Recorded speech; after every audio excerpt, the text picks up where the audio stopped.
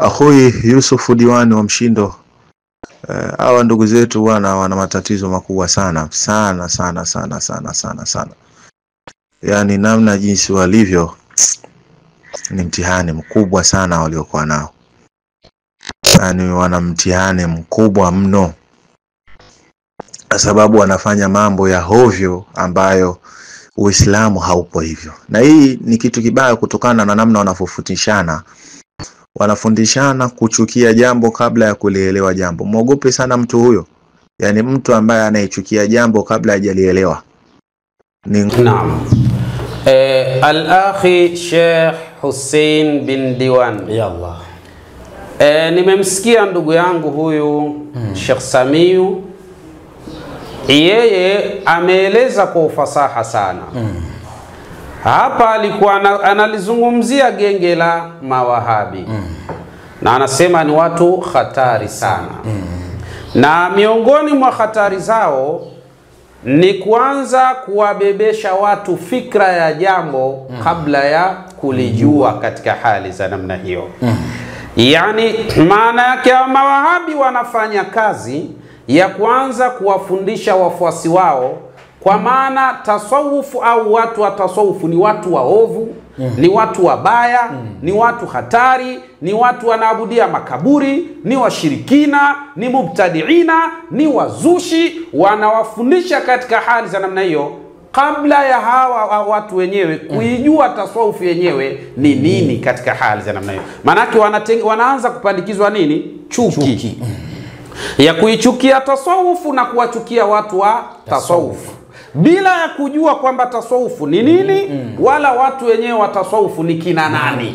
Hii ni mbinu ambayo wanayoitumia sana katika kufanya masala haya. Ndugu yangu Sheikh Samiu huyu kaeleza kwa ufasaha sana, ambapo kama mtu atatuliza vizuri akili na akayasikiliza haya katika ufasaha wa hali ya juu, akaacha akili yake huru, akaamka kutokana na genge hili, bila shaka mtu huyu atakimbia katika genge hili la Kiwahabi, kwa sababu ni genge hatari sana. Hii ni hadaa ambayo wanafanya kuhadaa umma na kuwahadaa jamii katika hali za namna hii. Sasa hebu tuende sambamba, tuendelee kumsikiza mwamba huyu, namna ambavyo alivyowafahamu hawa watu na namna ambavyo mbinu anazotumia katika kuhadaa umma na jamii kwa ujumla. Sikiliza vizuri hapa.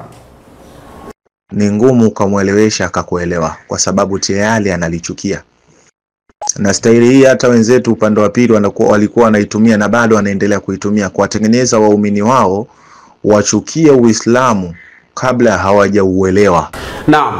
Na hapa anasema itakuwa ni vigumu sana iwapo kama mtu atakuwa tayari kaisha pandikizwa katika utaratibu huo kumwelewesha akakuelewa. Yani kama mtu tayari kaisha pandikizwa kwamba tasawufu ni kuabudia makaburi, kwamba tasawufu ni ushirikina, tasawufu ni uzushi. Sasa kapandikizwa na kabebeshwa hivyo, kabla ya huyu mtu kujua tasawufu yenyewe ni nini, kabla ya huyu mtu kujua watu wa tasawufu ni wakina nani na wanakuwa na akhlaqi na tabia za aina gani. Kwa hiyo anabebeshwa zile chuki, anapandikizwa chuki. Baada ya hapa naye akishabeba zile chuki, itakuwa ni vigumu sana kwa mtu huyu kumwelewesha katika masala mazima ya tasawufu namna ilivyo, kinyume na vile ambavyo hawahuni wa Kiwahabi wanavyoweza kuwapandikiza watu katika hali za namna hii. Na kisha akasema ya kwamba tekniki hii au mbinu hii pia hata wenzetu upande wa pili, kwa maana wa Kristo, walikuwa wanatumia mbinu za namna hii katika kuwafahamisha wenzao, kwa maana waumini wao, ya kwamba Uislamu ni kitu kibaya, Uislamu ni kitu cha hovyo, Uislamu ni hatari sana, kabla ya hao watu wenyewe hawajaujua Uislamu na uzuri wake katika hali za namna hiyo. Kwa hiyo wanapandikizwa uovu tu, kwamba Uislamu ni uovu, Uislamu ni ubaya, Uislamu ni ugaidi, Uislamu ni ushenzi, Uislamu kadha.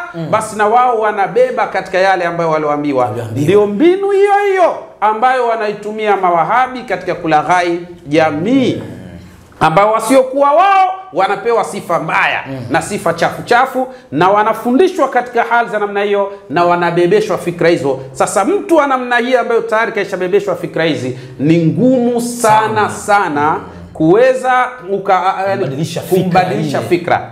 Kwa hiyo ni zile mbinu wanazotumia Wakristo, ndio hizo mbinu wanatumia mawahabi katika kulaghai jamii katika hali za namna hiyo. Sikiliza miongoni mwa mifano aliyoitoa Sheikh wangu, ndugu yangu hapa, Sheikh Samiu, katika kukuzindua ewe ndugu yangu ambaye bila shaka unafuatilia kipindi hiki, kikuache huru ujue sasa mchezo mchafu na mbinu za hatari na mbaya kabisa wanazozitumia mawahabi katika kulaghai na kudanganya jamii. Hebu tuende katika mfano aliotoa Sheikh Samiu, na mimi kadhalika nitapita nieleze mfano mmoja hapo.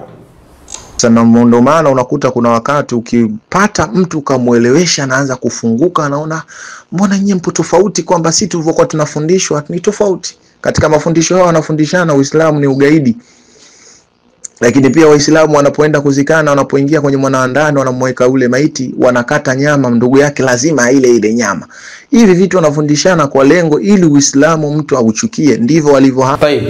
Anasema Sheikh Samiu ya kwamba miongoni mwa mifano ambayo aliyoitoa kwamba hao mawahabi namna walivyo ni sawa na namna walivyo Wakristo. Wakristo mbinu hii walikuwa wakiitumia sana. Wanawaambia wale wafuasi wao ya kwamba Uislamu ni ugaidi. Tena kwa kuwafundisha kwa vitendo kabisa. Lakini kadhalika wanawaambia Wakristo ya kwamba mnaona Waislamu pale wanapokwenda kumzika yule mtu aliyokufa, huwa wanakata kipande cha nyama cha yule maiti, alafu hicho kipande cha nyama anateuliwa ndugu mmoja katika ndugu wa Kiislamu, ndio lazima ale katika hali za namna hiyo. Hii ni kutengeneza chuki kwa wale wafuasi wao, wauchukie Uislamu ili uonekane kwamba Uislamu ni unyama wa hali ya juu, Uislamu si ubinadamu. Kama mtu anakata nyama ya maiti alafu anampa ndugu wa maiti huyo ale, basi hii ni mbaya sana katika hali za namna hii. Hivi ndivyo ambavyo wanavyofanya mawahabi, kuanza kutengeneza chuki katika vikundi ambavyo haviendani sambamba na wao, na kuwaita kwamba ni wazushi, washirikina, waabudia makaburi. Wanaanza kupandikiza katika genge lao katika hali za namna hiyo, jambo ambalo inakuwa ni vigumu sana kwa mtu kumfahamisha akaweza kuelewa. Na ikitokea kama mtu atakupa kweli masikio, ukaanza kumuelewesha Uislamu hauko hivyo, upo kadha, akasikiliza, mwisho atakwambia tunashangaa sana kwa sababu kule namna tulivyokuwa tukielezwa na namna tunavyoelezwa hivi sasa, yani mnavyotueleza nyinyi ni vitu viwili tofauti katika sasa. Huyu ni yule ambaye aliyopata kuacha huru akili yake. Lakini kwa yule ambaye atabaki kuwa ameshikiliwa huru katika genge hili, atabaki kuona watu wa tasawufu ni washirikina, atabaki kuona watu wa tasawufu ni waabudia makaburi, atabaki kuona kwamba watu wa tasawufu ni wazushi katika hali za namna hiyo. Huyu kashikiliwa masikio na kapandikizwa kabla ya kuijua tasawufu ni nini, kabla ya kuwajua watu wa tasawufu ni wakina nani katika hali za namna hiyo. Kwa kweli ni hatari sana. Al-akhi Sheikh Hussein bin Diwan, hata mimi pia niliwahi kufikiwa na mtu mmoja ambaye yeye alikuwa ni Mkristo. Akanambia miongoni mwa mambo ambayo yanayomfanya yeye asiwe Muislamu, kwa maana aliambiwa, anavyosema, alikuwa anafundishwa kanisani huko, anaambiwa ukiona Waislamu wanakwenda kumuosha yule maiti wao aliyokufa, basi yale maji ya kuoshea maiti ndio wanakwenda kupikia kile chakula cha msibani pale. Kwa hiyo ikawa sasa huyu mwanadada hataki kabisa kula chochote katika vile vinavyopikwa pale msibani, kwa hisia kwamba yale maji ya kumwoshea maiti ndio yale yaliyopikia chakula pale katika pale msibani katika hali za namna hii. Unaona namna anavyotengenezwa ya chuki. Kabla ya kujua Uislamu anatengenezewa kuuchukia Uislamu. Ndio hivyo genge la mawahabi lilivyo. Kabla ya watu kuijua tasawufu na kuwajua watu wa tasawufu, wanatengeneza chuki ili watu wachukie watu wa tasawufu na ili watu waichukie tasawufu yenyewe, kabla ya wao kuijua tasawufu ni nini na kabla kuwajua watu wa tasawufu ni kina nani, wana akhlaqi gani, wana sifa gani, na wapo katika utaratibu wa hali ya aina gani. Hii ni hatari sana. Ni hatari sana Sheikh, kwa sababu tunaona namna ambavyo mawahabia wanavyotumia nafasi ya kuweza kuhadaa umma na jamii kwa ujumla wake ili waweze kukataa na kuichukia tasawuf. Na ningependa pia baada ya maneno haya ya sauti hii tutapenda tufahamu, kwa sababu kuna watu ambao wao wanafuatilia tu, wameshika masikio kama mnavyoshikwa sungura vile afike anapopelekwa wanaenda bila taratibu. Kwa hivyo tungependa pia mwishoni tuwasikie wenyewe watu tasawufu wanaisemaje tasawufu yao. Sahihi kabisa. Ili sasa watu ambao watakopata kuisikia clip hii wabaini kwamba watu tasawufu wao wanaisemaje, na hawa ambao ni mawahabi wao kwa upande wao wanaizungumzaje pia hiyo tasawufu kwa mfumo wao, ili tupate kuona tofauti baina ya namna wanavyozungumza na tasawufu wenyewe namna ilivyo. Sahihi kabisa. Kwa hiyo ningependa ambao tuendelee kukusikiliza ili tuendelee kupata yale ambayo yalikuwa makubwa katika sauti hii. Chukie ndivyo walivyo hawa. Wanafundishwa jamii ya watu fulani wawachukie kabla ya kuwaelewa. Na ndio maana hata unapoingia katika hali ya kuweza kujenga hoja na kufanya hoja zao zikuwa dhaifu na kuzivunja, wanakuchukia mno na kukuandikia komenti za matusi, za mbaya, za dharau, za vitu ovyo ovyo. Naam, anasema bwana mkubwa huyu Sheikh Samiu katika utafiti wake katika genge hili la mawahabi amebaini mambo makubwa sana. Miongoni mwa mambo ambayo aliobaini, anasema hawa ndivyo walivyo kama utaratibu huo wa Kristo. Na kilicho zaidi ni kwamba wanatabia hawa watu ya kupandikiza chuki kwa jamii ya watu fulani kabla ya watu hiyo jamii kuifahamu ipo katika hali ya namna gani.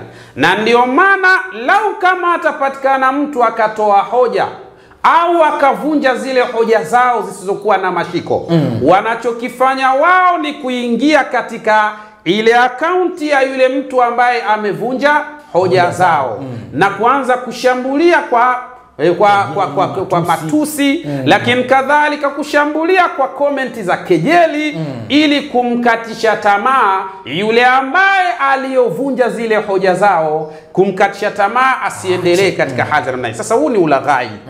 Yani kama mtu anavunja hoja za mawahabi, wanachokifanya ni wao kupeana taarifa katika magrupu yao. Alafu wanashambulia sana katika ile akaunti ambayo imevunja zile hoja zao kwa kuandika komenti za matusi, lakini kadhalika kuandika komenti za kejeli. Kwa ajili ya kufanya hivyo ni tekniki inayopelekea yule ambaye anayezivunja zile hoja akate tamaa ili asiendelee na kazi hiyo. Huu si ulaghai. Katika dini ya Mwenyezi Mungu inaweza ikawa hivi. Huu ndio utaratibu au mbinu chafu za mawahabi wanazotumia katika hali za namna hiyo. Na kama katika akaunti fulani itawekwa mada au ikawekwa somo ambalo lenye mrengo analokubaliana wao, upeana taarifa katika magrupu yao. Alafu huja pale na kuanza kusifia kwamba wewe ndio shekhi sana, wewe unajua sana, wewe tunakuelewa sana, sunna inakwenda mbele sana. Yani kuandika usifa, yani kumsifia yule mtu, lakini kadhalika na kuonyesha kama wanaelewa sana.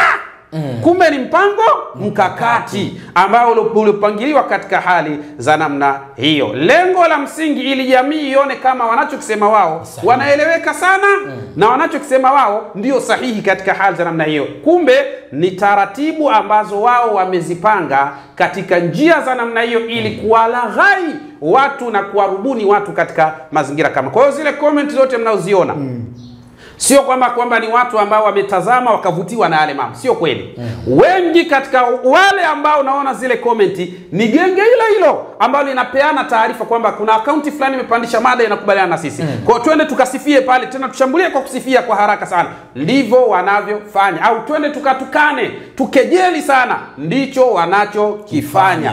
Kwa hiyo kuna mtu mwingine yeye akishaingia katika ile klipu anaenda moja kwa moja kule katika comment. Na yeye anajikuta anaingia kwenye mkumbo wa comment hizo bila kujua kama ni setting maalum amesetiwa na hao wahuni wa Kiwahabi katika mazingira kama haya. Kwa kweli hili genge ni genge hatari, ni genge ongo kupita maelezo, ni genge zushi kupita maelezo, ni genge ambalo linatembea sana kwa uzushi na linakwenda kutokana na ulaghai katika hali za namna hii. Yani Wahabi yoyote ni mlaghai. Yoyote katika mawahabi ni mlaghai, ila wachache mno ndio walosimama katika misingi ambayo ilikuwa sahihi, lakini wengi wao ni walaghai katika hali za namna hii. Twende sambamba tuisikilize sasa hiyo audio, alafu nije nipige msumari wa mwisho inshallah. Lengo ni kutaka kukuvunja moyo usiendelee na ile jambo unalolifanya, kwa sababu inapotokea mtu anapotengeneza hoja, basi huingia kwenye magrupu yao, wanaambiana mtu fulani bwana ka akaunti fulani kuna mtu kaingia katengeneza hoja fulani, kwa hiyo yule lazima tumshambulie kwenye comment. Kwa hiyo unakuta wanajazana. Hii ndio staili yao wanaoifanya. Unasikia sasa staili iliyokuwa hatari hii ya kwamba kama kuna mtu fulani ametengeneza mada fulani akavunja zile hoja zao, wanachokifanya wao wanapeana taarifa katika magrupu yao ya Kiwahabi, sababu wana magrupu mengi sana. Kwa hiyo wakishapeana taarifa katika yale magrupu yao, wanachokifanya wanaambiana twende tukashambulie kule. Kwa hiyo utaona katika muda mfupi tu wameshajazana pale comment nyingi za kushambulia, kutukana, kukebehi, kukejeli na mfano wa hayo. Wewe utahisi kwamba ni Waislamu ndio wanaofanya hivyo, kumbe ni lile genge lililotengeneza mazingira ya hali ya namna hii. Naamini sasa kuanzia hapa kuna watu watafungua akili zao na wataanza kuona ala, na hapa kuna haja ya watu wa tasawufu pia kutengeneza mikakati maalum dhidi ya ulaghai huu wa hawa wahuni wa Kiwahabi katika hali za namna hii. Hebu tumalizie hapo. Sasa usipokuwa muelewa unaweza kaona sasa mbona nalitetea jambo kwa ajili ya manufaa ya Waislamu, alafu kumbe Waislamu wenyewe ndio wanaoniponda. Ni jamii ya watu wao hao wanaingia kwenye magrupu yao, wanaambiana, kwa sababu wapo wengi wanaingia huko kwenye comment ndio wanaanza kushambulia. Kwa hiyo huu ni mtihani. Mwenyezi Mungu. Naam. Al-Akhi Sheikh Samiu anasema wala zile comment zote mtakazoziona msifikiri labda ni Waislamu ndio wanawaelewa. Ni lile genge baada ya kuhamasishana katika magrupu yao, kwa maana twende tukatukane na kushambulia mtu fulani aliyoweka hoja, ili kadhalika kumdhoofu yule mtu katika zile hoja alizoziweka, au kadhalika kumfanya jamii kisoma zile message ione ya kwamba huyu mtu labda huyu mtu hajaeleweka. Kumbe ni genge maalum limetengenezwa katika utaratibu wa hali ya namna hii, na ikiwa ni mtu wao basi watasifia ili kuonekana kwamba anaeleweka sana. Ikiwa ni mtu wao basi wao wanachokifanya ni kuingia na kusifia sana na kuonyesha ya kwamba anaeleweka sana. Usifikiri ni Waislamu, ni lile genge lilopeana taarifa katika magrupu yao, twende tukamsupport yule ili ionekane yule ndio mwenye maarifa katika hali za namna hii. Jambo ambalo upande wa tasawufu hatuna kitu cha namna hiyo, kwa sababu sisi sio walaghai. Jambo ambalo upande wa tasawufu hatuna ushawishi wa kusema kwamba tunawashawishi watu nendeni mkakashambulie. Hatuna kitu cha namna. Na lau kama tungetaka hivyo inawezekana. Lakini tunafanya kwa faida ya nani? Hakuna. Kwa faida ya nani tuwalaghai watu? Kwa faida ya nani? Wakati dini ya Kiislamu inakataa ulaghai, lakini dini ya Kiwahabi yenyewe inautaka ulaghai katika hali za namna hiyo. Sasa huu ni mtihani mkubwa kabisa. Na jambo la mwisho mimi niseme Al-Akhi Sheikh Hussein bin Diwani ya kwamba hapa sasa ni waelekee ndugu zangu wote ambao mtakaofuatilia klipu hii, hata siku moja usije ukadhani ya kwamba Wahabi yeye ni Muislamu kama wewe unavyosema ni Muislamu wenzetu. Usije ukadhani hicho kitu. Kwa sababu Wahabi hakuchukulii wewe kama wewe ni Muislamu kama jinsi wewe unavyosema yeye ni Muislamu wenzetu.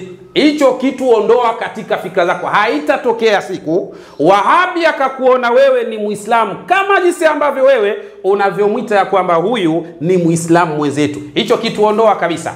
Na haya maneno sio kwamba anayasema tu. Twende katika kitabu chao kinachoitwa Durarus Sania fil Ajwibati Najdiya.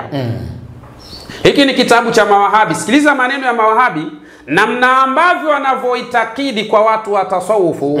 Je, wanawaitakidi wao ni kina nani katika hali za namna hiyo? Sikiliza maneno.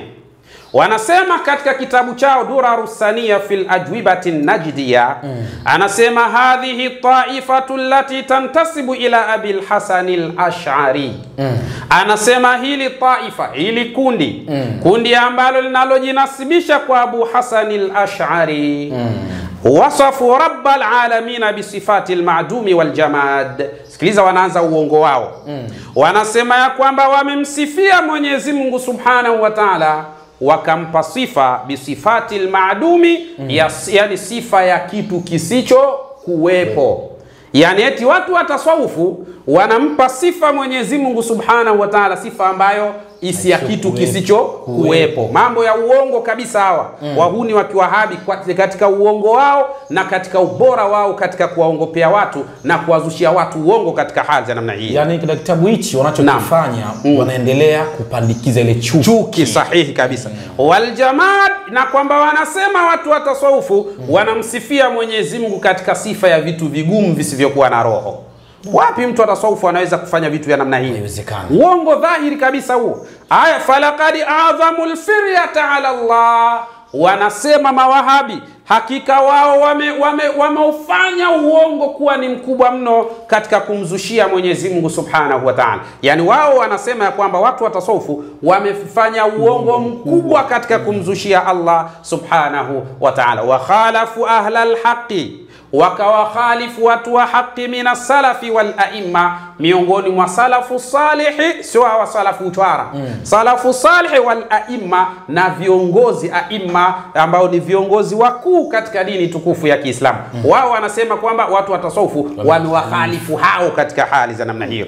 Tena waatbaihim, na wafuasi wao, wa khalafu man yantasibuna ilayhi, na wakawakhalifu wale ambao wanajinasibisha kwake, kwa maana wakamukhalifu Abul Hasan al-Ash'ari mwenyewe. Sikiliza watu walivyokuwa waongo hawa. Sikiliza sasa nini kilichotokea. Nakwenda haraka. Wanasema fahadhihi taifa, kundi hili, kwa maana kundi la nani? La watu wa tasawufu. Anasema almunharifa, liliyokengeuka anil haqqi, likaachana na haki. Tajarradat shayatinuhum lisaddin nasi an sabilillah, limeudhihirisha ushetani wao kwa kuwaziwia watu kwenda katika dini ya Allah Subhanahu wa Ta'ala. Kwa hiyo hawa mawahabi wanawatambua watu wa tasawufu ya kwamba ni mashetani katika hali namna, kwa mujibu wa kitabu chao Durarus Sania fil Ajwibati Najdiya. Anasema kwa hadhihi taifatul munharifa, na kundi hili la watu wa tasawufu, kundi ambalo munharifa lilokengeuka likaacha haki, qad tajarradat shayatinuhum lisaddin nasi an sabilillah, hakika wameudhihirisha ule ushaitani wao katika kuwaziwia watu waache kwenda katika dini ya Allah Subhanahu wa Ta'ala. Sikiliza maneno haya. Kwa hiyo wakati wewe unaposema Wahabi ni Muislamu mwenzetu, Wahabi yeye anakuona wewe ni shetani katika hali za namna hiyo. Unaona namna wanavyotengeneza chuki wahuni hao. Haya, kisha baada ya hapo anasema fajahadu tauhid Allah fil uluhiyya, wakapinga, kwa maana watu wa tasawufu wao, kwa maana wakapinga tauhidi ya kumjua Allah Subhanahu wa Ta'ala. Yani wao wanasema watu wa tasawufu ni watu ambao hawana tauhidi. Sawa? Maana yake ni kina nani? Makafiri. Wajazu tauhida sifati bitatil, na wakajuzisha sifa za Mwenyezi Mungu Subhanahu wa Ta'ala kwa kufanya taatili katika hali za namna hiyo. Angalia hatari. Aya, sikiliza sasa maneno ya hatari zaidi. Anasema fal a'immatu min ahli sunnati wa atba'ihim, anasema ya kwamba viongozi wa dini min ahli sunna, miongoni mwa watu wa sunna, wa atba'ihim, na wafuasi wao, lahum musannafatun ma'rufa, wanavyo vitabu maarufu kabisa, fi raddi ala hadhihi taifa, katika kuradi kundi hili la watu wa tasawufu. Sikiliza namna anavyolisema ili kundi la watu wa tasawufu: al-kafira, waliokufuru, al-muanida, wanaopinga maneno ya Mwenyezi Mungu na maneno ya Bwana Mtume Muhammad sallallahu alayhi wasallam. Kwa hiyo mawahabi wao wanawatambua watu wa tasawufu ya kwamba ni makafiri. Tena makafiri ambao waliopinga maneno ya Mwenyezi Mungu na maneno ya Bwana Mtume Muhammad sallallahu alayhi wasallam. Sikiliza hatari ya hawa watu. Kwa hiyo wanawaita ahlu tasawufu ni nani? Ni mashetani. Na ahlu tasawufu ni makafiri. Kwa hiyo wakati wewe unapomuona Wahabi ni ndugu yako, yeye anakuona wewe ni shetani, yeye anakuona wewe ni kafiri. Ndio maana kila kukicha utaona wanawashambulia sana watu wa tasawufu, wakihisi ya kwamba watu wa tasawufu ni makafiri, wakihisi watu wa tasawufu ni mashetani, wakihisi watu wa tasawufu ni washirikina, wakihisi watu wa tasawufu ni waabudia makaburi katika hali za namna hii. Si ndivyo walivyo wahuni wa Kiwahabi katika mazingira kama haya? Sasa wewe unapandikizwa na kuona kwamba dini sahihi kabisa, yani hawa ni ndugu zetu, tusiwasemee maneno makali. Wao wanasema maneno machafu upande wetu. Wanatuhukumu vibaya, kama jinsi ambavyo mmevyoona pia Wahabi ambao lilisema maneno machafu kwa katika kifo cha Sheikh Muhammad Eid, Abu Eid. Sema maneno machafu, alafu baadaye anakuja anawalaghai watu na kuwadanganya eti kaomba msamaha. Kuna msamaha wa vile? Hapana. Amkeni ndugu zanguni. Ulaghai wa nguvu. Yani ulaghai wa hali ya juu. Yeye anasema kosa lake ni yeye kuyasema yale maneno hadharani. Sio kwamba eti kosa lake ni yale maneno kwamba kuitakidi ya kwamba kuna haja ya kufurahia wakati amekufa mwanawachuoni huyu ambaye yeye anamuita mzushi katika hali za namna hiyo, kwa maana yeye kile ambacho anachokisema kosa lake ni kutamka hadharani, sio kuitakidi hivyo. Yani ni sawa kama vile apatikane mtu aseme ale nguruwe hadharani, alafu aseme kosa langu mimi ni kula nguruwe hadharani, lakini kama ningekula kwa kujificha hamna shida hapo. Na nyinyi mnasema kaomba msamaha. Kaomba msamaha gani wa namna hii? Sikilizeni vizuri maneno yake hayo, mtabaini hicho kitu ambacho ninachokwambieni. Walikwazika na yale maneno yangu, ima ya sauti au maandishi ambayo yametoka kwenye mitandao ya kijamii, kwenye YouTube, Instagram na mitandao mingine kama TikTok. Kwanza mimi nilizungumza yale maneno, lakini tulikuwa kwenye grupu fulani la WhatsApp, na sikuzungumza eti yatolewe katika mitandao mikubwa kama Facebook na nini au kwenye nini huko YouTube. Tulizungumza kwenye grupu na nikafikiri kwamba yataishia huko. Basi sikupaswa mimi kuyazungumza haya maneno wazi, kuyazungumza kwenye grupu, kwa sababu sielewi kila mmoja na akili yake mwingine atakuwa ameyachukulia vipi. Kwa hiyo mimi sikudhani vile ilivyochukuliwa yatakuwa na ukubwa kiasi hiko. Kwa hiyo hicho ambacho tunaomba radhi, hata kama ndio msimamo ambao masalafu wako nao, lakini mimi ningebaki nao tu katika moyo wangu msimamo huu. Kile kitendo cha kutangaza hivi nimekosea, kwa sababu watu wengi nimewakera katika hili na wengine ndio hivyo tena. Sikupaswa ya maneno kuyazungumza kwa wakati huu, hata kama ningezungumza labda ningezungumza wakati mwingine.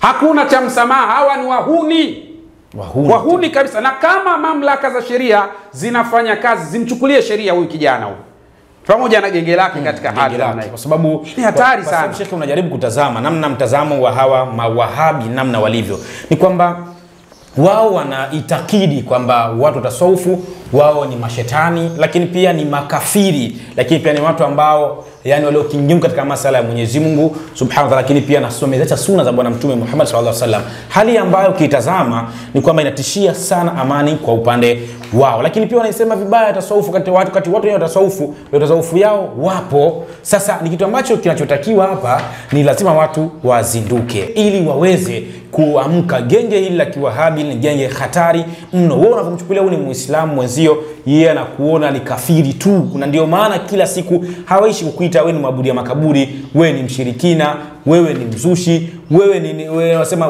wewe ni yani ili mradi tu majina na kuja khurafi na mfano wa hayo yote, yani majina ambayo wanapewa kila ukicha wanazungumza katika hali salama na tena hali ambayo inatishia amani. Hivi cha kufanya ni wewe kuzinduka tu katika kipindi cha Wahabi mtandaoni. Inabidi uache akili yako huru, utabaini makubwa na utazindua akili yako, mambo yataanza kwenda katika hali iliyokuwa nzuri kabisa. Lakini sasa kile jambo pia mimi ningependa tu kwamba baada ya kuona namna ambavyo mawahabi wanavyoitakidi watu tasawufu walivyo na namna ambavyo wanavyotazama katika macho yao, basi mimi bora zaidi nafikiri tungeenda kutazama japo kwa ufupi wao wenyewe wenye tasawufu yao wanaisemaje, tasawufu yenyewe ni nini, na watu waweze kuibaini tasawufu namna ilivyo, ili waachane sana hizi porojo na ulaghai wa hawa wahuni hawa wa Kiwahabi, mambo yasiwe katika hali iliyokuwa nzuri kabisa. Bila shaka nadhani sasa itakuwa ni wasa maalum kabisa kwa al-akhi Sheikh Hussein bin Diwani. Yalla. Hiki ni kitabu cha watu wa tasawufu wenyewe. Kinaitwa Al-Mawsu'atu al-Yusufiyya fi bayani adillati sufiyya. kimeandikwa na mwanachuoni Sheikh Yusuf Khattari Muhammad. Mwamba huyu. Ukienda katika ukurasa namba 41 utakuta kuna somo lenye kichwa cha habari kinachoitwa Aqidatu Sufia. Aqida za watu wa tasawufu. Sikiliza sasa. Sayyiduna al-Imam ar-Rifai qala radiyallahu anhu mu'arrafa at-tauhid, alisema radhi za Allah zimfikie hali amewekea taarifu nini? Tauhid. Sikiliza sasa, nataka tuangalie hapa alafu tuangalie na maandishi machache yaliyoandikwa katika Ad-Dura Rusania katika kitabu cha Mawahabi. Ndio utajua kama Mawahabi ni wahuni, wana tabia ya kuwapandikizia watu uongo katika hali za namna hiyo. Wenyewe watu wa tasawufu wanasema tauhidi ni nini? Huwa wijidanun ta'dhimu fil qalbi yamna'u min ta'tili wa tashbihi. Sawa? Anasema ya kwamba ni kule kupatikana kumtukuza Mwenyezi Mungu Subhanahu wa Ta'ala. Wapi? Moyoni. Tena utukuzaji ambao yamna'u min at-ta'til, unaoziwia ndani yake kuwa na kitu kinachoitwa ta'til, kwa maana kusifiwa Mwenyezi Mungu Subhanahu wa Ta'ala kwa sifa ya vitu visivyo kuwepo, watashbihi, na kusifiwa Mwenyezi Mungu kwa sifa zenye kuleta mifano kwa Mwenyezi Mungu Subhanahu wa Ta'ala. Watu wa tasawufu wanasema tauhidi yetu sisi ni ile ambayo haina kitu kinachoitwa ta'tili wala haina kitu kinachoitwa tashbihi. Wenyewe watu wa tasawufu hapa wanasema maneno haya. Anakuja muhuni wa Kiwahabi anasema waajazu tauhida sifatihi bitatili, kwa maana wakajuzisha tauhidi katika sifa za Mwenyezi Mungu Subhanahu wa Ta'ala bitatili, kwa kufanya neno nini, kitu kinachoitwa ta'tili katika hali za namna hiyo, kwa maana sifa za Mwenyezi Mungu katika visivyo kuwepo katika hali za namna hiyo. Si uongo. Wenye tasawufu wanasema sisi hiyo hatumo. Wahabi anaandika kwenye kitabu chake bila haya wala aibu, anasema ndio watu wa tasawufu wapo katika hali za namna hiyo. Ni sawa na maneno yalosemwa na ndugu yangu al-Akh Sheikh Samiu. Hawa watu wanawapandukiza watu wao chuki ambazo zitakazowapelekea bila kulijua jambo lilivyo, bila kulijua jambo namna lilivyo katika uhalisia wake katika hali za namna hiyo. Sasa mtu akichukua kitabu hiki Ad-Dura Rusania akachukua maneno yake, anabeba jinsi alivyo haya kwamba watu wa tasawufu ndio wanafanya ta'til. Ni kweli watu wa tasawufu wanafanya ta'til, wenyewe wanakataa hatuko hivyo. Wewe unawaandikia kwamba wanafanya ta'til. Unaona namna walivyokuwa watu waongo wanawazushi katika mazingira kama haya. Kwa hiyo hii ni hatari sana. Na shekhe, bila uzushi hauwezi kuwa Wahabi. Bila uzushi huwezi kuwa Wahabi. Bila kuwa uzushi. Kwa sababu Wahabi ndio mzushi namba moja. Ndio katika ahlul bid'ah, watu wenye bid'a chafu na mbaya na inatoa harufu mbaya. Hakuna kama Mawahabi katika hali ya namna hiyo. Kwa hiyo ukisikia Wahabi anasema mubtadi', yeye anahisi kwamba yule anayesoma maulidi ndio mzushi. Kumbe mzushi namba moja duniani ni Wahabi. Na tutakuja kueleza uzushi wa Mawahabi katika baadhi ya darasa zetu zijazo insha Allah biidhnillah subhanahu wa ta'ala. Kwa hiyo ndugu zangu, tuamke. Huu ndio mchezo mchafu na mbinu ya kishenzi ambayo inatumiwa na genge la Mawahabi. Kwa hiyo usije ukaona hata siku moja katika klipu yoyote ambayo iliyowekwa klipu hiyo na shekhe yoyote asiyokuwa wa upande wao, ukakuta matusi ukahisi kwamba ni Waislamu wale. Wale wote ujua tayari washahamasishana katika magrupu yao, wakaambiana twendeni kule tukatukane, tukashambulie, tukakejeli na mfano wa hayo. Ndio utaona yale makomenti yote yanakuja kwa utaratibu kama huo. Na yoyote katika mashekhe wa Kiwahabi atakapotoa darsa la aina yoyote, ukaona komenti nyingi za kusifia na kupongeza, fahamu kabisa, usihisi kwamba wale ni Waislamu, bali ni genge la Mawahabi wamepeana taarifa huko na wakahamasishana katika magrupu yao waje wafanye utaratibu wa hali ya namna hiyo. Kwa hiyo isikulaghai wala usifikiri kwamba ndio Waislamu, na wewe ukaingia kwenye mkumbo na wewe ukaanza kuandika comment za kusifia. wewe haumo wala wewe hujui kinachoendelea. Ni wao wamekuseti katika hali za namna hiyo. Kwa hiyo ni hatari sana. Ile genge ni watu wahuni tu na ni watu ambao bila shaka dini yao ni dini ya ulaghai. Uislamu hauna mambo ya ulaghai katika hali za namna hiyo. Na namna ilivyo Uislamu haikubaliani kabisa na mambo ambayo wanayokuja nayo hawa mawahabi. Uislamu unakataza chuki. Watu wanataka wao wapendane, watu wawe pamoja. Wao somo namba moja wanatengeneza chuki kwa wale vijana wao, genge lao nao waandaa, ili baada ya hapo nao wanakuja kueneza chuki kwenye jamii na taifa kwa ujumla wake. Manake sehemu alipo wahabi, jambo la kwanza anaweza chuki pale alipo. Kwake chuki ndio kitu cha msingi, na anapokuwa na sehemu nyingine, anapofika pale alipofika tu, chuki inaendelea kutawala katika watu wa maeneo hayo. Kitu kubwa ambacho naweza kuambia ndugu zangu ni kuamka tu, kwa sababu masala ya kiwahabi ni watu hatari mno. Jambo la kwanza, kuzusha ndio jambo ambalo wao namba moja, na hawaoni tabu kukusemea hata kama upo, ujue. Yani kwanza hawaoni aibu kukuzushia, wewe mwenyewe upo unaweza kuja kusema bana hili silo, hawaoni aibu. Lakini mbaya zaidi ni kwamba mtu tayari hayupo ndio ana uwezo wa kurundika vitu na vitu, kwa sababu mtetezi kujitetea mwenyewe hayupo, mtu hayupo. Kwa hivyo msione vitabu vingi vimeandikwa na mawahabi hawa kwa kushambulia watu wa tasawufu, ni kwa sababu ndio mrengo wao, taratibu zao namna zilivyo. Mawahabi hawa ni wahuni tu wa kawaida, lakini dini yao ya kiwahabi inaruhusu kutengeneza uongo, inaruhusu ulaghai, inaruhusu kuwaona wenzao ni makafiri, kuwaona wao ni mashetani katika hali za kawaida. Lakini Uislamu unataka watu wahurumiane, watu wapendane, lakini pia watu waache kuzushiana, watu waende katika hali iliyokuwa bora, iliyokuwa moja, ili mambo na dini ya Mwenyezi Mungu iwe katika hali iliyokuwa nzuri. Kwa ndugu yangu, clip hii ukiipata, kikubwa ambacho naweza kukisema, zinduka, acha akili yako huru na utabaini mengi ambayo na watu wajitahidi sana clip hizi kuzisambaza kwa wingi sana, zifike katika jamii kubwa sana. Kama jinsi wanavyofanya katika kusambaza upuuzi wao na porojo zao na ulaghai wao, basi tusambaze ziwafikie watu wengi. Kuna watu wataamka baada ya kupata clip hizo, ala kumbe ndio mbinu zinazotumika. Kuna watu tutawanusuru biidhnillah subhanahu wa ta'ala.